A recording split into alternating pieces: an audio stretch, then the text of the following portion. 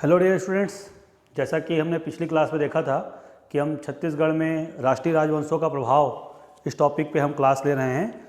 और पिछली क्लास में हमने महाजनपद काल, मौर्य वंश और मौर्य वंश के बाद में मौर्योत्तर काल के अंतर्गत सातवाहन वंश, कुषाण वंश और शक वंश के राजाओं का छत्तीसगढ़ में क्या प्रभाव पड़ा, उनसे संबंधित क्या क्या स्थल हैं, उनसे संबंधित कौन कौन से सिक्के, प्रतिमाएँ या दुर्ग की प्राप्ति हुई है, उसको हमने पढ़ा था। उसी क्लास को मैं कंटिन्यू करता हूं, पर पिछली क्लास में एक फैक्ट और अपडेट कराना मैं छूट गया था, उसको फिर से अपडेट करा रहा हूं। और फिर से बार बार बोल रहा हूं कि ये सारे फैक्ट नए हैं, आगामी परीक्षाओं को ध्यान में रख करके आपको अपडेट कराया जा रहा है। तो सातवाहन काल हमने पिछली क्लास में पढ़ा था, तो याद रखिएगा सातवाहन काल, ठीक है। तो सातवाहन काल में एक फैक्ट ऐड कीजिएगा, मिस्र समझते हो, इजिप्ट, ठीक है। तो मिस्र का एक यात्री है टॉलेमी, याद रखिएगा, मिस्र की एक यात्री है टॉलेमी। ये टॉलेमी ने सातवाहन के काल में, ठीक है, छत्तीसगढ़ का यात्रा किया और छत्तीसगढ़ का यात्रा करने के उपरांत, ठीक है, छत्तीसगढ़ को इसने विशुद्ध हीरो का क्षेत्र कहा। हीरा समझते हो ना, हमारे एलेक्जेंड्राइड मिलता है हीरा, डायमंड, तो विशुद्ध हीरो का क्षेत्र कहा। तो याद रखिएगा किस यात्री ने छत्तीसगढ़ को विशुद्ध हीरो का क्षेत्र कहा, तो है टॉलेमी। और टॉलेमी कब छत्तीसगढ़ की यात्रा करता है, तो सातवाहन काल में करता है। और कहाँ का यात्री है, तो मिस्र का यात्री है, ठीक है। तो ये फैक्ट आप सातवाहन काल में ऐड कर लीजिएगा, पढ़ लीजिएगा, ठीक है। अब आगे बढ़ते हैं, समझिएगा। तो पिछली क्लासेस में मैंने आपको बताया था कि भारत में जो राजवंश हैं वो कौन कौन से हैं, ठीक है। तो हम देखते गए थे, पहला था सिंधु घाटी, इसमें हमको साक्ष्य नहीं मिला। दूसरा हमने देखा वैदिक काल, ठीक है, इसके भी ऋग्वैदिक में साक्ष्य नहीं मिले, उत्तर वैदिक में मिले, ये हमने देखा था, उत्तर वैदिक में छत्तीसगढ़ में साक्ष्य मिले। उसके बाद हम वैदिक काल के बाद में आए महाजनपद काल, इसमें छत्तीसगढ़ का साक्ष्य मिला, ठीक है। उसके बाद हम आए थे मौर्य काल, इसमें भी छत्तीसगढ़ का प्रभाव स्पष्ट दिखाई दिया। मौर्य के बाद आए हम मौर्योत्तर काल। मौर्योत्तर काल में भी दो भागों में बांटा था, देशी और विदेशी।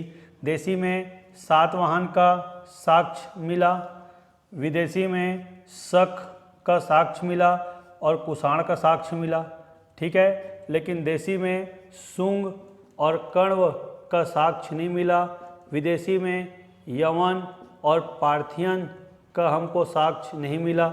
इनसे साक्ष्य नहीं मिले, इनसे साक्ष्य मिले, ठीक। लेकिन जैसे ही मौर्योत्तर का शक्ति समाप्त होता है तो भारत पर सत्ता स्थापित होती है गुप्त राजाओं की, और गुप्त शासक मौर्यों के समान फिर से दोबारा अखिल भारतीय साम्राज्य की स्थापना करते हैं, ठीक है।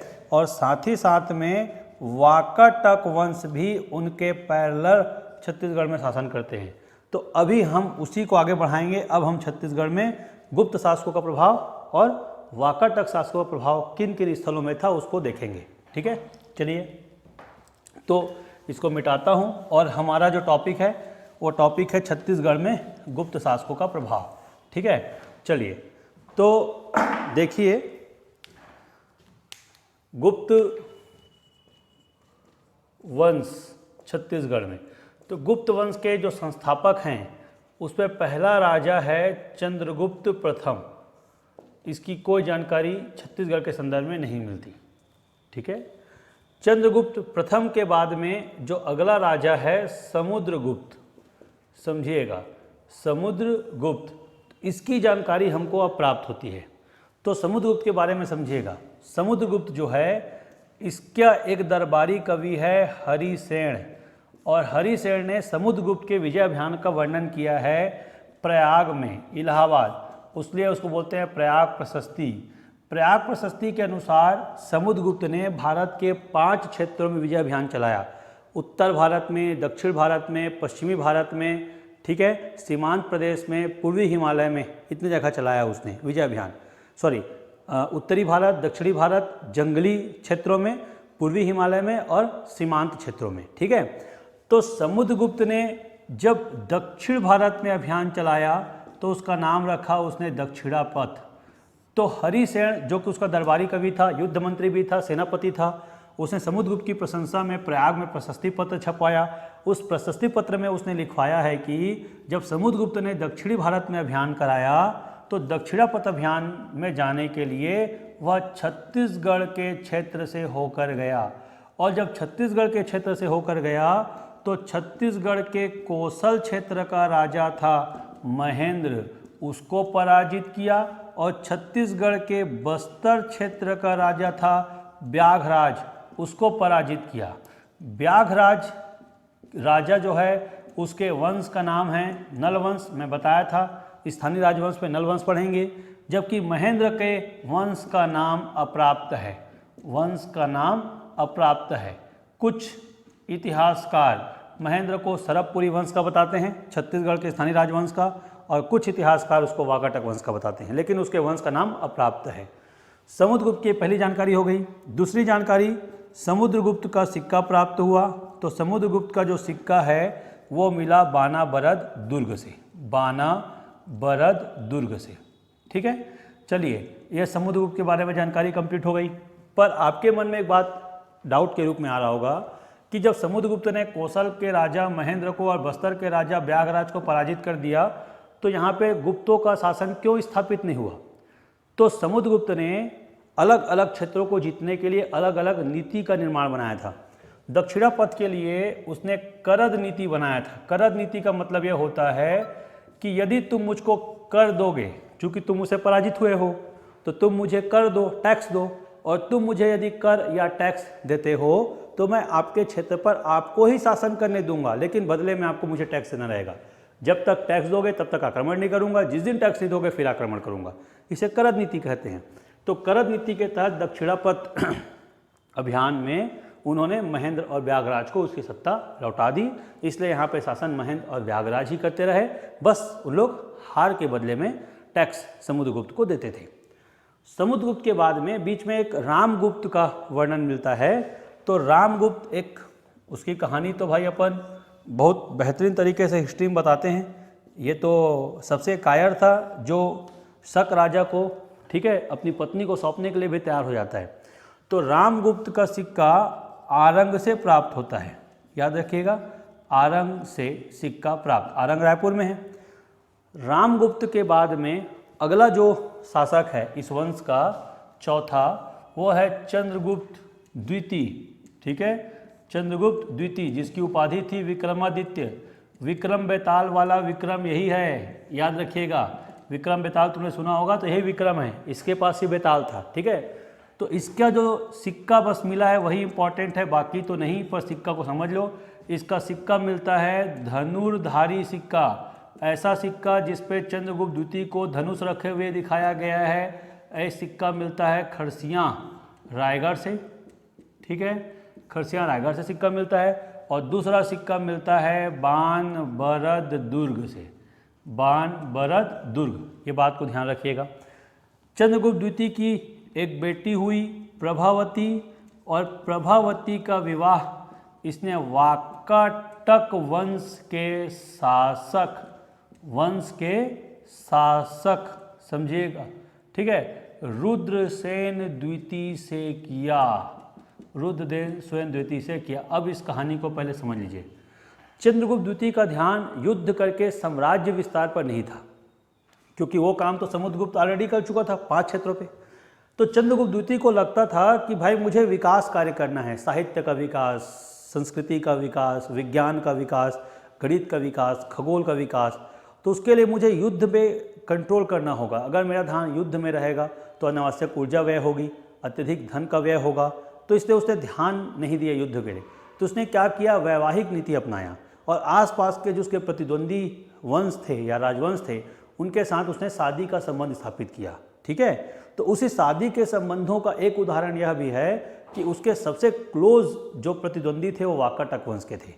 छत्तीसगढ़ के संबंध में समझिए, छत्तीसगढ़ है, मैं नक्शा के तौर पर ऐसे समझाता हूँ। तो छत्तीसगढ़ के ऊपर बिहार में गुप्त वंश थे, और छत्तीसगढ़ के पश्चिम में महाराष्ट्र में वाकाटक वंश थे। कभी वाकाटक वाले छत्तीसगढ़ पर आक्रमण करते थे अधिकार करने के लिए, तो कभी गुप्त आक्रमण करते थे अधिकार करने के लिए। इस तरह से गुप्त और वाकाटक में प्रतिद्वंद चलते रहता था। लेकिन जैसे ही गुप्त शासक ने अपनी बेटी प्रभावती का विवाह वाकाटक वंश के राजा के साथ किया तो ये संघर्ष खत्म हो गया और ये जो दक्षिण छत्तीसगढ़ का जो क्षेत्र गुप्तों के अधीन था, इसको वाकाटक वंश के राजाओं को दहेज के रूप में प्राप्त हो गया। इसलिए गुप्तों के बाद छत्तीसगढ़ पर वाकाटक वंश का प्रभाव स्थापित हुआ। इतनी बातें मेरे ख्याल से आप सभी स्पष्ट तौर पे समझ गए होंगे। ठीक है, तो ये हो गया चंद्रगुप्त द्वितीय के बारे में जानकारी। चंद्रगुप्त द्वितीय के बाद में उसका बेटा कुमारगुप्त शासक बना और कुमारगुप्त को ही इतिहास में महेंद्रादित्य के नाम से भी जाना जाता है, क्योंकि उसने महेंद्रादित्य को उपाधि रखी थी।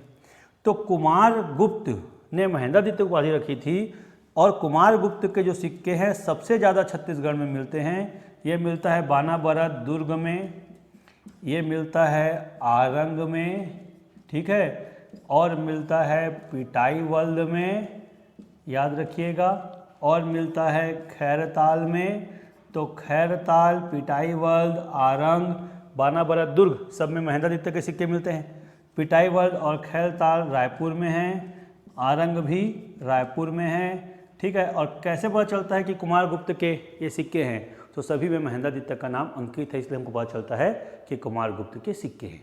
ठीक है, इस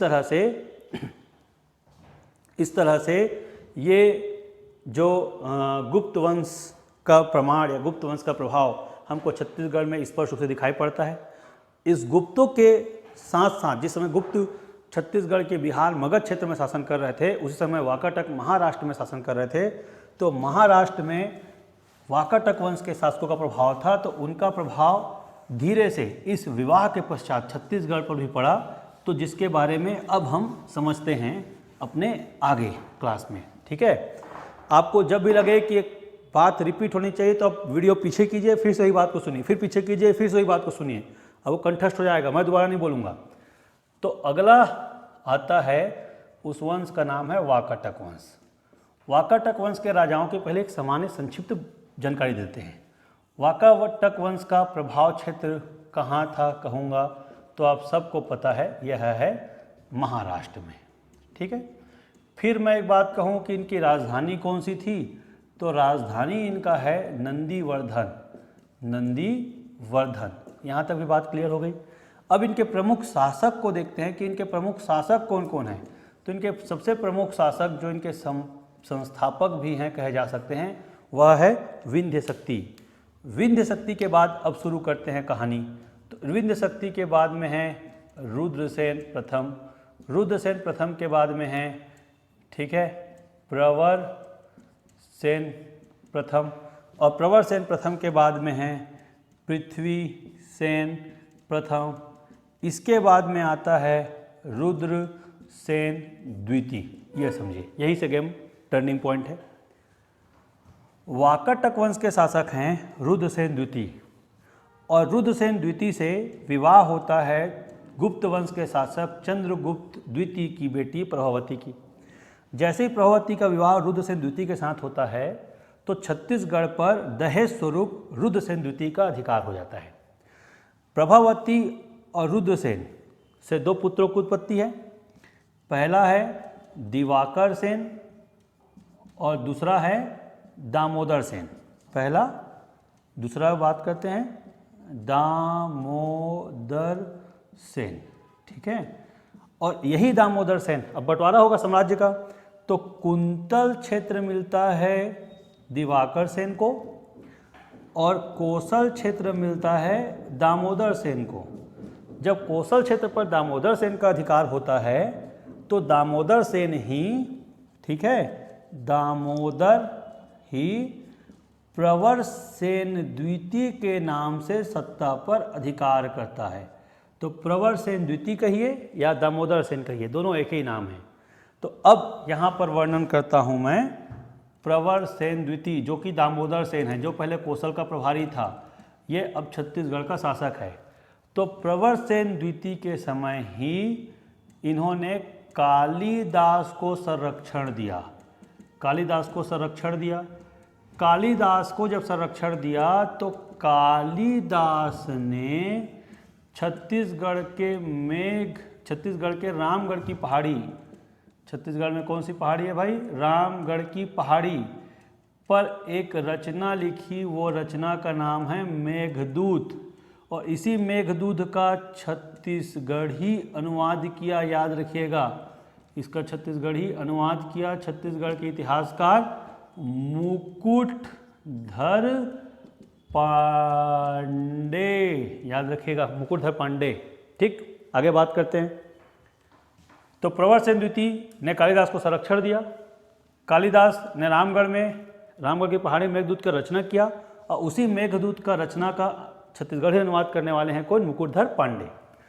प्रवर सेन द्वितीय से एक टर्निंग पॉइंट जुड़ता है कि प्रवर सेन द्वितीय के एक सामंत हुए सरभराज, और जब इनके ऊपर, प्रवर सेन के ऊपर जब आक्रमण हुआ नलवंशी शासकों का, तो ये सरभराज प्रवर सेन से अलग हो गया, और अलग होकर के छत्तीसगढ़ में एक स्थानीय वंश की स्थापना की, जिसको कहते हैं क्या? सरभपुरी वंश। चलिए आगे बढ़ते हैं, इसमें आपको स्पष्ट होते चलेगा। ठीक है, प्रवर सेन द्वितीय यहाँ से बढ़ेगा, तो प्रवर सेन द्वितीय के बाद में आएगा कौन? पृथ्वी सेन द्वितीय। समझिएगा, पृथ्वी सेन द्वितीय। तो पृथ्वी सेन द्वितीय जब यहाँ के शासक थे, समझिएगा, तो यहाँ पर, ठीक है, जब पृथ्वी सेन द्वितीय यहाँ पर शासक थे, सॉरी पृथ्वी सेन द्वितीय नहीं, नरेंद्र सेन हैं शायद, ठीक है, नरेंद्र सेन, ठीक, सॉरी पृथ्वी सेन द्वितीय नहीं, नरेंद्र सेन। ठीक है, प्रवर सेन के बाद यहाँ के शासक बने नरेंद्र सेन। जब नरेंद्र सेन नंदीवर्धन महाराष्ट्र में शासन कर रहा था, उस समय नलवंशी शासक, समझिएगा, नलवंशी शासक कौन? भवदत्त वर्मन ने आक्रमण किया, और भवदत्त वर्मन ने आक्रमण करके नरेंद्र सेन को पराजित किया और नंदीवर्धन को तहस नहस कर दिया। इस बात की जानकारी मिलती है हमको रिद्धिपुर ताम्रपत्र से। रिद्धिपुर ताम्रपत्र से इस बात का ज्ञान होता है कि नलवंशी शासक भवदत्त वर्मन ने नंदीवर्धन पर आक्रमण किया और नरेंद्र सेन को पराजित किया। इस पराजय का बदला नरेंद्र सेन का पोता पृथ्वी सेन द्वितीय लेता है, और पृथ्वी सेन द्वितीय ने पुनः नल वंश पर आक्रमण किया और बदला लिया। नल वंश पर आक्रमण कर बदला लिया, इसको याद रखिएगा, बदला लिया। नरेंद्र सेन के पश्चात, पृथ्वी सेन के पश्चात इनकी सत्ता समाप्त होती है, और यहाँ पर एक नया शासक आता है हरिसेन, और हरिसेन यहाँ पे नए वंश की स्थापना करता है, उसका नाम है वत्स गुलाम वंश। इस तरह से वाकाटक वंश का प्रभाव छत्तीसगढ़ में समाप्त होता है। तो ये लेक्चर आपके लिए सिर्फ राष्ट्रीय राजवंशों का छत्तीसगढ़ में क्या प्रभाव था, इसको बताने के लिए किया गया था। ठीक है, इस बात को समझिएगा। तो ये क्लास ख़त्म होता है, कल हम या अगले क्लास में हम, ठीक है, इस बात पर ध्यान देंगे या पढ़ेंगे कि स्थानीय राजवंशों का छत्तीसगढ़ में क्या क्या प्रभाव पड़ा। चलिए, तो बार बार रिपीट करते रहिए, फिर नए कुछ अपडेशन के साथ मैं अगले क्लास में शामिल होऊंगा, आप लोग को फिर कुछ अपडेट कराऊंगा। अगर इस वीडियो में या मेरे किसी भी वीडियो में आपको किसी तरह का कोई डाउट आ रहा है फैक्ट को लेकर, तो आप मेरे व्हाट्सएप ग्रुप में रिप्लाई कीजिए, मैं आपको उसका जवाब दूंगा। ठीक है, चलिए फिर बाय, ओके।